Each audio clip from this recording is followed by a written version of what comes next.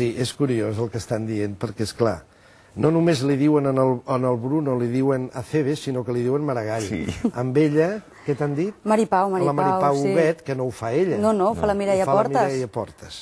Sí, sí. És a dir, ha arribat un moment que aquestes criatures submergides a Polònia, el que té clar la ciutadania, el que tenim clar tots nosaltres, és que són Polònia. Jo no sé si això heu meditat com a actors, si això a la llarga serà una benedicció o un maleïment. Al sortir amb el segell de Polònia i de que la gent us hagi posat el target de mira, és Polònia, són els caricatos de Polònia. No sé com ho veus, Agnès. No, mira, la veritat és que jo crec que precisament tenim sort de fer el Polònia pel tema de la caracterització, o sigui que després et permet, perquè moltes vegades a mi la gent no m'identifica com a tal, no? Vull dir, anem tan caracteritzats, a mi pel carrer és difícil que la gent, com a molt els nens, perquè diuen, tu eres la que feies la que és, no? Però inclús allò parlant a vegades amb directors de càsting i això, no? Que et diuen, no, o sigui, és com una... Estàs tan caracteritzat, et poses tan... és tan titella, segons com, que és molt diferent d'un altre registre que tu puguis fer. I jo ara mateix, de fet, m'ho han dit avui, que començaré també a fer un programa com a presentadora, com a jo, diguem, i això no ha sigut cap... Primícia! Primícia. Primícia, a Monegal. I quin programa li han triat? Doncs és un programa que es diu Play, que és un concurs, és un programa concurs per nens de 12 anys, de... no sé, 6è de GB, bueno, GB ja no és GB, no? Em sembla que això ja és ESO. ESO, no? Bueno, tenen 12 anys. I què farà vostè, de professora? Jo de professora no ben bé, faig de conductora del programa, de presentadora de mestre de cerimònies, per dir-ho d'alguna manera, i és un concurs d'anglès. Els nens han de cantar cançons en anglès, es preparen, són escoles de tot Catalunya que s'hi presenten, i és una mica l'aprenentatge de l'anglès barrejat amb el punt així més ociós de cantar i això. La còlera d'alguns programes de Madrid serà terrible. Ja m'imagino a la nostra estimada Curri Valenzuela obrint el seu informatiu alto i claro, dient allò de... Castellano no, però inglés sí.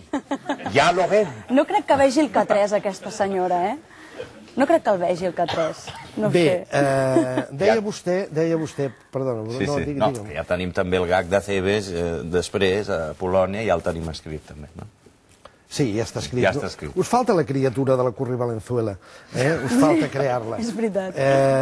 Escolti'm, deia vostè la caracterització. Efectivament, estimats companys de dalt de realització, podem saltar-nos el primer vídeo, el posarem segon, i anem al vídeo recull dels personatges de l'Agnès Busquets a Polònia, aquests tres apassionants criatures que em penso que són la Mònica Terribas, també la Imma Mayol i alguna altra que em dec deixar. La Carme Ruscalleda.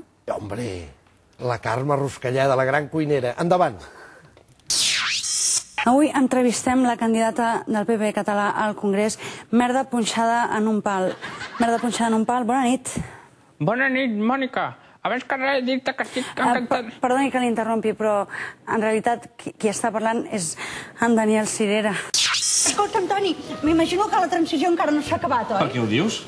Perquè no m'hauràs fet venir només per dir val, oi?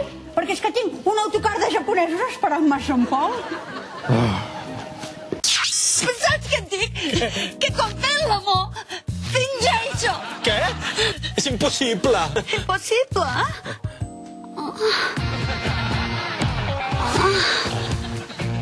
Joan. Joan. No pari, Joan. Joan. Sigues verd, Joan. Gran moment. L'haig de felicitar, senyora Busquets, perquè aquesta interpretació, treta d'una pel·lícula... De la Meg Ryan, sí, de Cuando Harry encontró a Sally. Cuando Harry encontró a Sally, però ha estat vostè sensacional. Heu vist el joc diferent d'una Terriba sempre enfurismada, i per què, amb un determinat look capilar i facial, després la Carme Ruscalleda, que és dificilíssima i vostè l'ha fiançat d'una manera extraordinària. Quantes hores, per exemple, per una Carme Ruscalleda? De crear-la o de... No, de maquillatge. Una hora i mitja. Una hora i mitja. Sí, hora i mitja, depèn de la pressa que hi hagi a plató, també. Sí, perquè clar, amb la Carme és la més complicada, perquè ens porten la calva, amb el màstic, que tant li agrada al Bruno, llavors el celo aquell als ulls, és tot un tema. La perruca. El guió quan li arriba? 2 dies abans? Un dia abans? Depèn del dia. Una hora abans. I a vegades una hora abans, eh? Treballa amb pinganillo? No, amb memòria, amb el pinganillo d'aquí. Hombre, això és important, això és important. Sí, us he deixat un, però, si em permet que li digui. La Marina Geli, és que és l'última adquisició. Sí, també la teníem, però volíem posar-ne 3. Val, molt bé. Sí, la Marina Geli també. El que passa és que el personatge, amb tots els respectes a la Marina Geli, no és tan popular. Clar. Ara, de totes maneres, li haig de dir una cosa. Fer la Terribas a TV3, vostè ha d'anar amb peus de plom, no? No, està encantada. De Però veritat. és de la casa, alerta. Sí, cap problema, eh? Cap problema?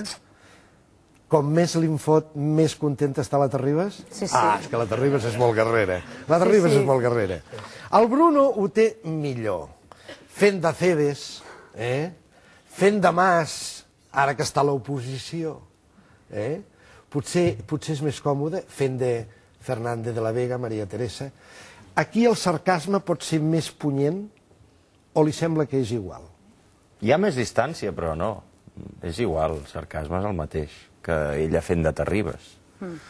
La Cebes el veus més lluny, a la Terribas la veus, el Mas també ha vingut bastants cops i l'altre dia em va parar el seu fill pel carrer. Escolta, que sóc el fill de l'Artur Mas, hòstia, encantat. Hòstia, m'encanta com fas el meu pare. Jo al·lucinava, perquè pensava, hòstia, però... Em sentia una mica de vergonya, també, de dir, hòstia, però jo el teu pare, collons, però no, el tio encantat, em pixo, no sé què, i vaig pensar, collonut, tu, Albert, escolta, m'encanta, tu. Sensacional. Sensacional.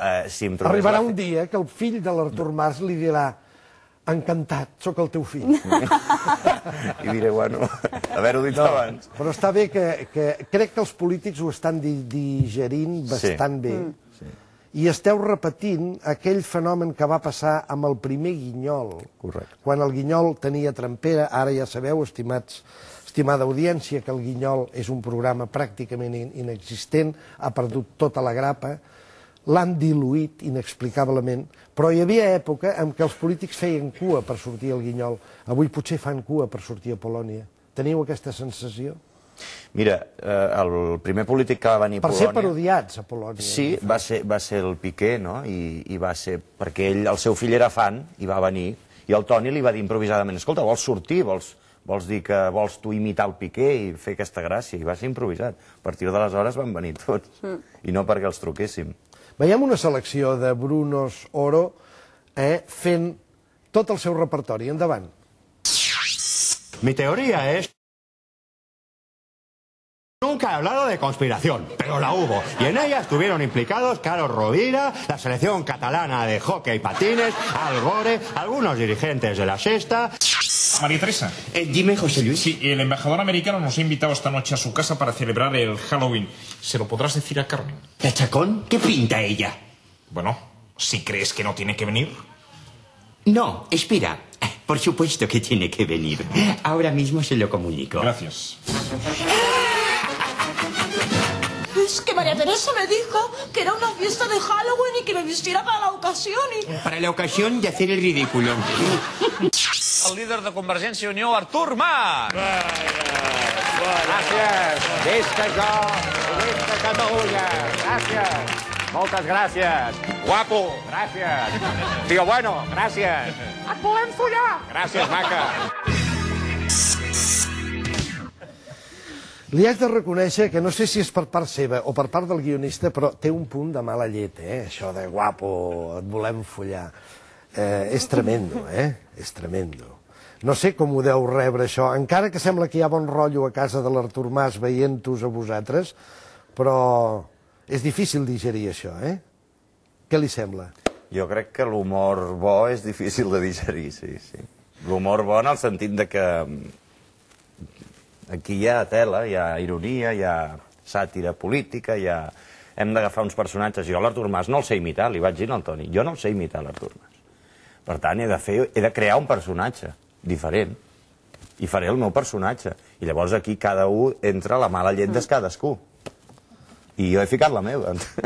I et pot agradar o no, però aquí hi ha la meva mala llet. Acabarà resultant allò que va dir una vegada el Maragall en el Queco Novell, que li va dir ara t'acabo imitant jo a tu.